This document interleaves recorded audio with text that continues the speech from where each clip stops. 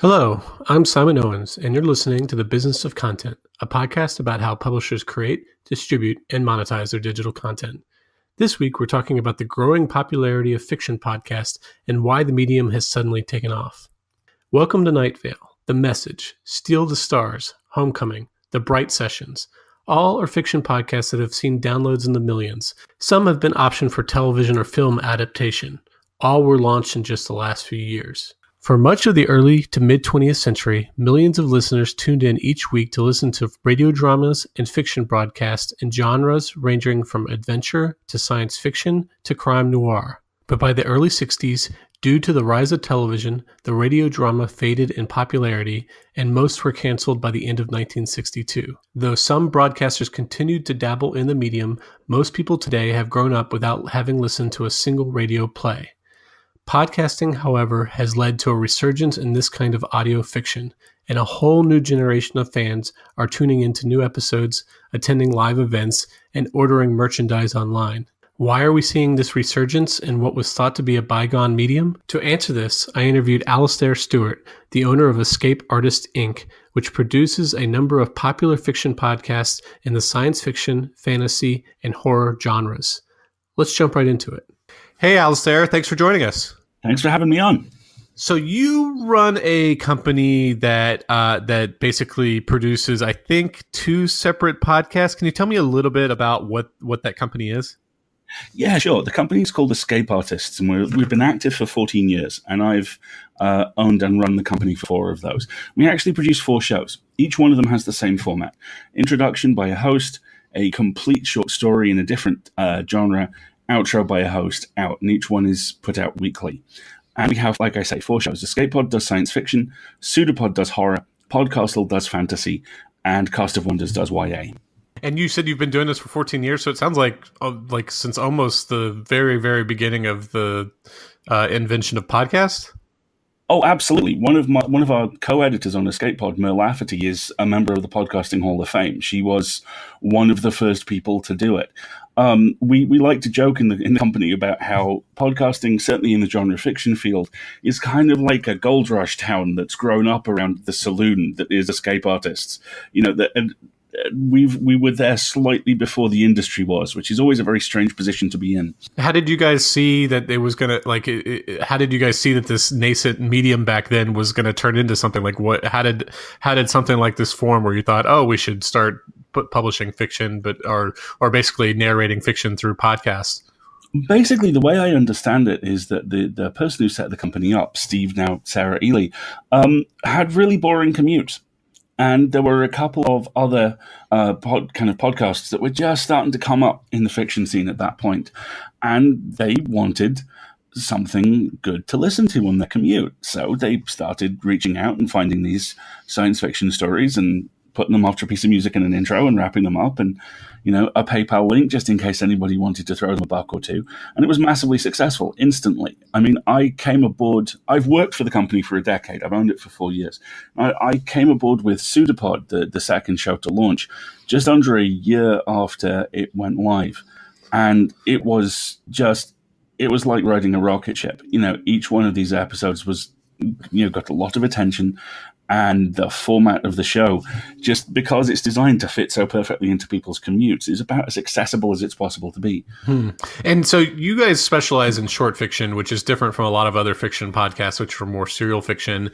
It's interesting because my knowledge is somewhat limited on it, but based on from what I know is the short fiction market hasn't exactly, it used to be like 50 years ago, someone could make a full-time living on short fiction. There were lots of thriving short fiction magazines in the pulp space and stuff like that. Whereas like now there's very little.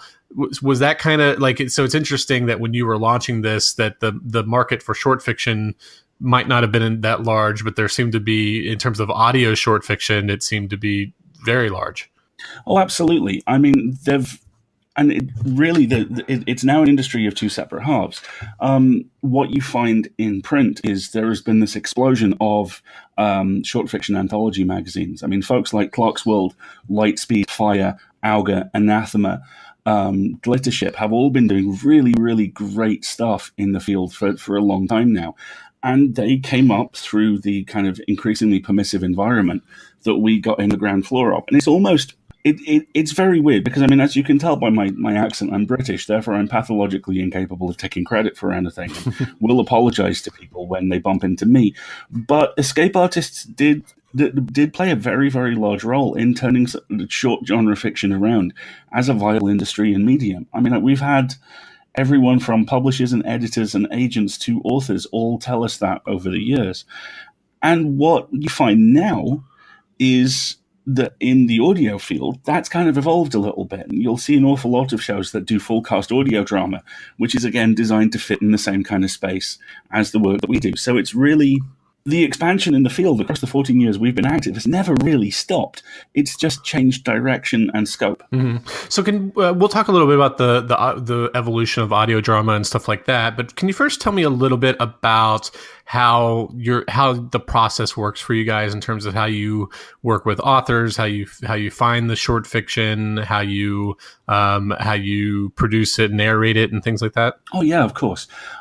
We are in a position at the moment where we pay pro rates across all 4 shows, which is, as designated by the SFWA, 6 cents a word. And this means that when we're open to submissions, basically our electronic doors get kicked in. We have kind of rotating submission periods for each one of the shows. And I think the average, just kind of back of the napkin math for how many submissions we get in each period is somewhere between 300 and 500. And what happens is those submissions come into a set address.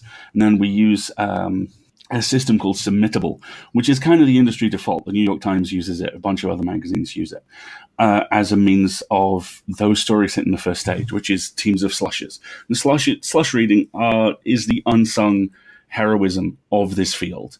We have, I think, anywhere between 8 and 15 people doing this for each show, and they'll read stories, and if something doesn't work, then it will get rejected at that stage.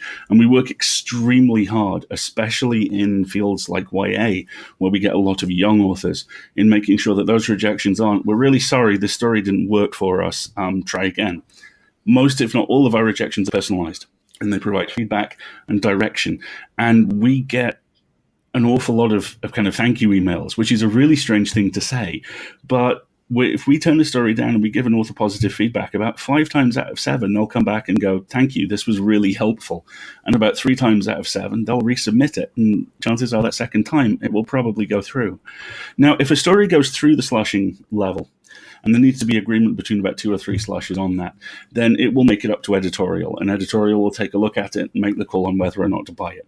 And once they've bought it, they'll schedule it. And scheduling is kind of one of the... So before we go into that, in terms of like actually choosing the story, are you guys like trying to figure out what would be a good narrated story or like an audio story, or is it more just like, is this a good short story? Like honestly, what's the criteria for something that makes it? Honestly, it's both.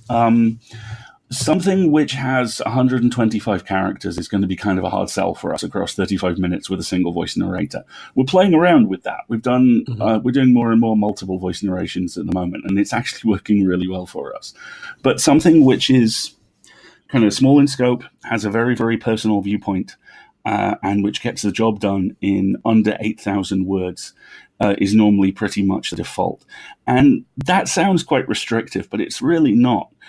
There's an awful lot of room to maneuver across all 4 genres that we work with inside that kind of criteria, and we get some amazing work sent through. We also, this is something which Alex Hoffelick, who's one of the editors on Pseudopod, our horror show, specializes in. We also work with estates an awful lot, and that's a very long process because estates are justifiably very cautious about letting the work which they look after out into the world. So often we'll negotiate with an estate for up to a year for the rights to a story, and a lot of the time. So when you say estate, you mean an author, a classic piece of fiction from an author who's dead. So you're working with the people who now own the rights. Yeah, absolutely. I mean, I can give you an example of that because it's an episode which is no longer in our archives. There's a Robert Heinlein story called All You Zombies, which we bought on a limited contract, and we had, I think it was episode 200 on a skateboard. It went great. It's a brilliant story. And then we were asked to take it down. And end of the contract, that's fine, we did. And the moment that contract went up, the story was pulled. And 3 months later, the movie version of it starring Ethan Hawke was released. So the Heinlein estate was obviously moving their trademarks around and going, well, this can happen here for this long, but we need this back in so this can happen. And that's a process which we're always a very kind of external part of, which is why estate negotiation can take quite a long time, but it's always worth it. Mm-hmm. So you guys, that's how you choose it. What's the process after something has been, a story has been chosen? Like, how do you guys narrate and produce it and stuff like that? We have a narrator database of between 150 and 200 narrators. This is one of the advantages to having done this for over a decade. You know a lot of people who are very good at it. And a lot of the time we'll have a narrator that will be a really good fit. So we'll farm it out to them. We'll give them, if they agree, we'll give them a deadline, and then it will go on the schedule and we'll release the episode. More and more what we're experimenting with is trying to find as authentic a voice as possible for these stories. Again, this is one of the areas where Cast of Wonders is kind of leading the charge, because YA is engaging so strongly with LGBTQ fields at the moment. We've been working quite hard to make sure that if a story is about, for example, a Samoan character, we get someone who's Samoan to narrate it. And it's a very difficult process to talk about, because it's both very simple and very hard, because we always work very hard on trying to find the best voice for each story. And there have been a few instances where we've actually had to bench a story for a few months until we've done it, because we believe, the company motto is one story told well, and sometimes you have to wait for the right narrator to come along to help that happen. So, I listened to one of your episodes, and it seems like it's pretty straightforward narration with, multiple characters, but there were some slight sound effects, like when there was like a computerized voice. You guys did kind of like a computerized auto-tune thing. What's kind of the balance that you strike? Like obviously and this is kind of getting into like the wider world of fiction podcasts. Like, what's the kind of balance there in terms of just straight narration versus like almost getting into audio play territory that you guys are trying to strike? Kind of real ballpark kind of answer. Basically, once you get above, say, 5 protagonists, that's the point where you need to start looking at doing it as a full cast story. We've done a few of those. But we tend to, because we're not quite equipped to do them, certainly not full time, we tend to save those for kind of big number episodes or special occasions or anniversaries. Anything below that, a lot of the time, one narrator does it. Sometimes if it's a double header, if it's just 2 characters in a room talking, 2 people will do it. And we've been, it's part of the process which needs constant fine tuning. We've been experimenting with both that and the sound bed ideas, like you've talked about, for a while now, to try and give the show a little bit more of a all-encompassing sound, and it's going okay. Mm-hmm. And so let's zoom out a little bit and just talk about the fiction scene in general in podcasts. Like, just in like the last, I think, few years, like you guys have been around for a while, but just in the last few years, it's really come into its own. You've had like GE's The Message. You had Tor just did a very ambitious project, Steal the Stars. Steal the Stars. I love that. Yeah. And then like, and even to the point where some of these things are getting optioned for films and television. Like I think Gimlet just had a optioned fiction podcast that's now going to be turned into a television series. What do you kind of make of this? Is like this are we seeing like a maturation point where nonfiction podcasts dominated for so long, but this is like a recent phenomenon? Or am I just like really kind of behind the times and there's been like this thriving fiction scene the entire time? I think kind of the simplest answer I can give is yes.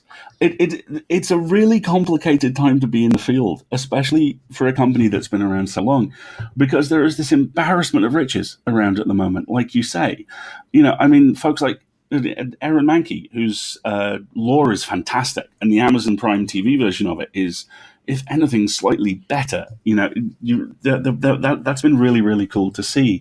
And I think it's Homecoming, the Gimlet show, that's it's either just finished filming or it's just about to start. And that was an incredibly well put together story. I'm really looking forward to seeing how that translates.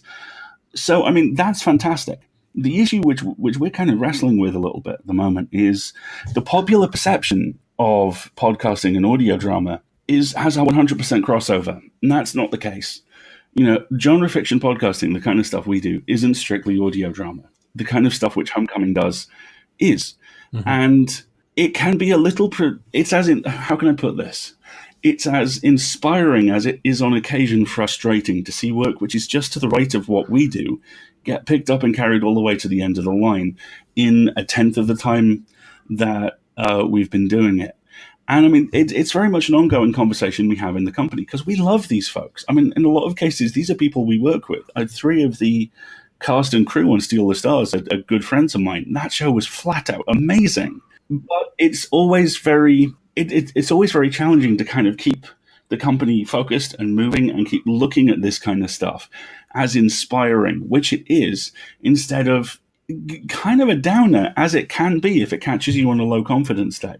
You know, like I said, this is a fantastic time to be in the industry, but it's also kind of a demanding one. Mm-hmm. Well, you mentioned, the kind of like that a lot of these fall under genre fiction. I haven't really noticed a lot of literary fiction and stuff like that. Is it true that like genre fiction just seems to do better in podcast form, and like why is that? I think genre fiction probably has funner parties. Again, that's kind of a weird question because, I mean, in England, where I am, for close to 5 decades, I think over 5 decades now, the weirdest national radio station on the planet, Radio 4, has been turning out weekly full-cast audio drama. And almost all of it is solidly parked in the literary fiction kind of field. And when podcasting first started taking off over here, they started putting those out. So, if you're looking for the stuff which, and I have a master's degree in literature. I'm going to get in so much trouble for describing it like this because there's so much more to the field. But, if you're looking for middle-aged college professor is sad stories in audio form, then that kind of stuff is absolutely out there. But I think genre has an advantage, and it's that it's more fundamentally escapist. And certainly the last few years, escapism has been something which I've seen a lot of popular culture really embrace quite fiercely. And I mean, again, going back to the point about how we're tailored to fit in a commute, you'll find all these shows basically are. The average length of a genre fiction podcast is 35 to 40 minutes. It's designed to take you somewhere better while you're doing something boring. And I think that's an advantage that literary fiction, fantastic as so much of it undoubtedly is, will struggle to match. Mm-hmm.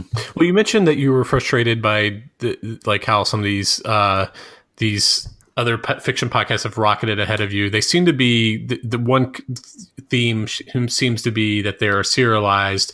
What's the difference in terms of consumption for serialized fiction versus what you guys are do, which is more kind of short form, short fiction type stuff? Like, do you think that there's like a difference in terms of the listening and the marketing and different stuff like that?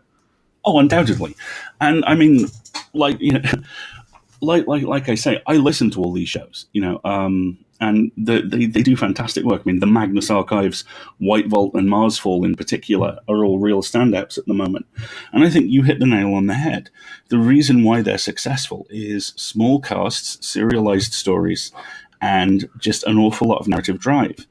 And I mean, even looking under the hood, that streamlines the process tremendously. I mean, some of our invisible heroes and heroines in the company are the folks who deal with contracts and accounting.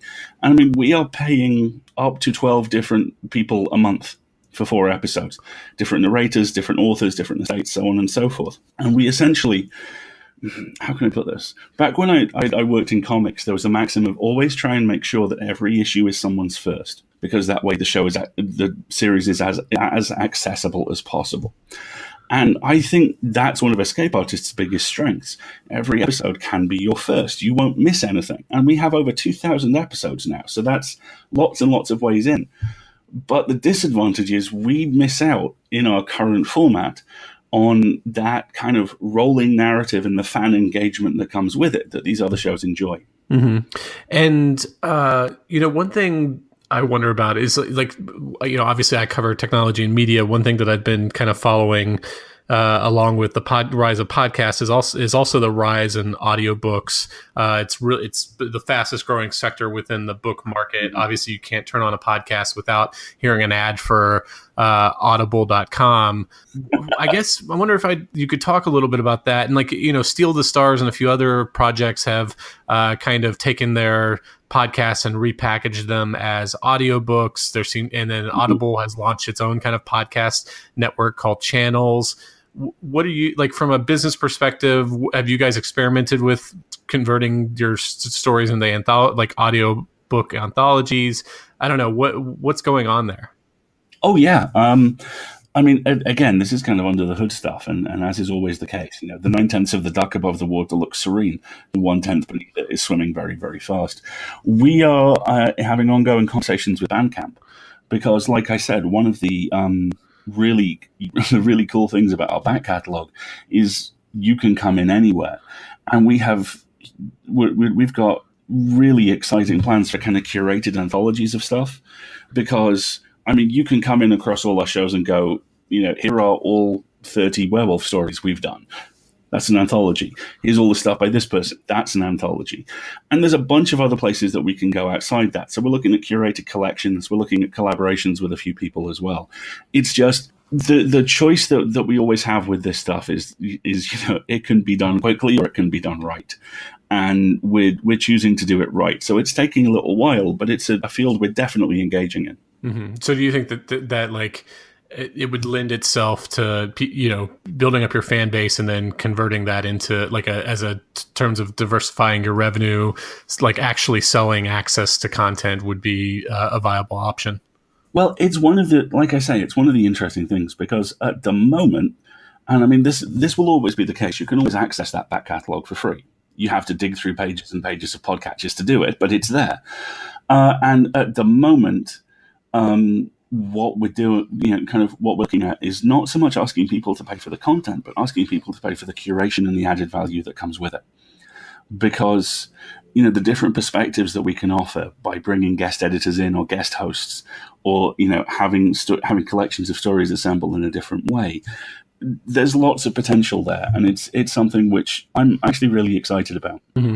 So I want to turn to talking about just monetization in general. It seems like you guys are a real business. You're paying a decent amount of money each month to hire narrators and buy the fiction and stuff like that. You mentioned you purchased the company. What's the kind of monetization options for fiction podcasts? Like with nonfiction, obviously we're all aware of the direct-to-consumer ads and stuff like that, the Caspers and the Blue Aprons of the world. What's the kind of like audience potential, and what kind of ways are you guys approaching monetization? I can tell you one of the ways that we're not, for a start. We work very hard on making sure that any ads that we take are of interest to our audience. The way that this is sometimes referred to is we work off the assumption that everybody probably has enough socks and mattresses and quite likes going to the post office. So we kind of made a conscious choice a while ago to not chase that particular money, but rather to go for kind of genre and field specific stuff. And we have conversations ongoing with a few people, which will hopefully bear some fruit in that regard. In terms of kind of monetization, this really ties back into Bandcamp. I mean, the biggest asset we have is that back catalog and the things that we can do with it. And this is a big part of my day job this year, is working out how we can get Bandcamp up and running, the other things that we can do, liaising with a lot of these other shows. And, this is going to sound so hokey, but it genuinely is a community. The genre podcasting is about 5 people wide. And if you don't know someone, you'll know someone who knows them. And we've reached out a few times to offer help to other people and to ask for help in return, and we've always received it. And I'm starting to get an understanding of the topography of how things work, that there are 2 or 3 services which a lot of shows will use and have a tremendous amount of success with, that there are things which they won't. I mean, I've had conversations with 2 or 3 people in the last week about YouTube, because the idea of, it sounds weird, I know, but the idea of putting an audio podcast up on YouTube and potentially opening up to monetization that way is one which we've been trying to make work for a little while now. And we got a lead on something which would, if it works, enable us to post an episode and then it would automatically post to YouTube without having to go back into it. I mentioned this to another podcaster I was chatting to over the weekend, and they got kind of huge, excited eyes and went, please tell me if that works and please send me a link.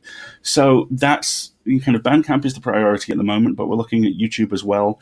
We're also encouraging our listeners to politely but constantly ask Spotify to put us up there, because Spotify have this very kind of, how can I put this? The bouncers on the door to Spotify are very discerning about what podcasts they let in, and we don't have the right tie on yet, but we are working on that. So really, monetization, for me, goes hand in hand with visibility. We're working very hard on raising the visibility of the shows, which in turn ties into the frustration I expressed earlier about how it sometimes feels like the town has built up around us and has kind of forgotten that we're there. And my thinking is the more visible we become, the more likely new listeners are to come to us, which in turn will mean that the more likely that they're going to be in a position where they can donate, because we are entirely donation funded at present. And then we can roll out monetization options on top of that. And then, so are you guys using like a platform like Patreon, or is it more just kind of straight PayPal to give what you can type of things? Both. We've been on PayPal since the start. We rolled out on Patreon about, I think this might be our year's anniversary, but it's not this month, it's next month. Mm-hmm. And that's gone very, very well for us. And the thing which I found massively heartening is those two audiences are not 100% identical. We've actually run the numbers on it, and we're getting pretty solid growth through the Patreon of people who've never donated to us before, which is great because it also means we're minimizing donor drop-off. So the folks who've donated to us for years at this point are sticking around.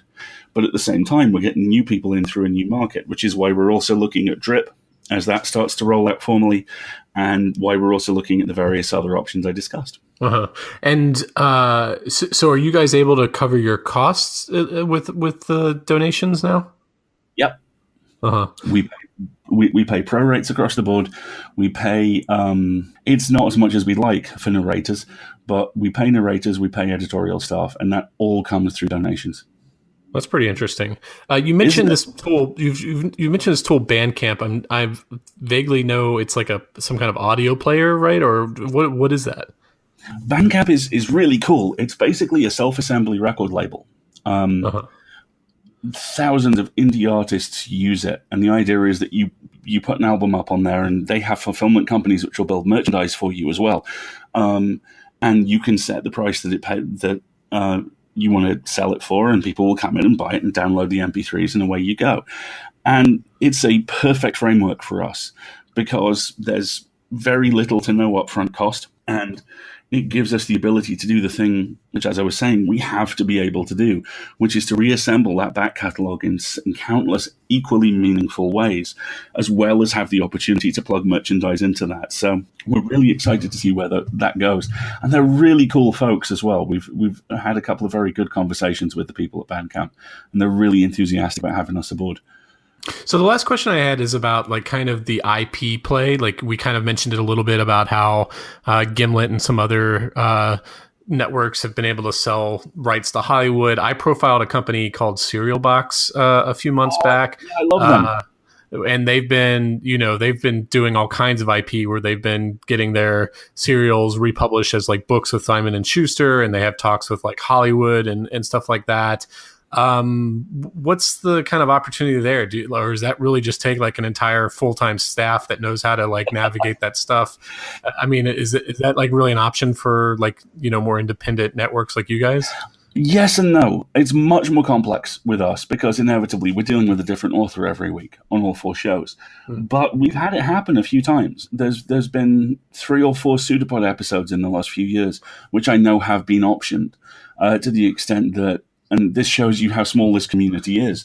A fellow podcaster who's also a screenwriter, his day job for 6 months was writing the latest draft of a story a production company had optioned the rights to, having heard it on our show. And But it sounds like you guys aren't getting a piece of that. Like it's just like the author, like you guys aren't structuring your podcast or your contracts to where you guys can kind of play a role in that IP kind of sale. The opportunity is there, but it hasn't come up yet, and it hasn't come up yet for a really curious reason. We actually publish 2 different types of story. We publish reprints, which is what we originally started off doing.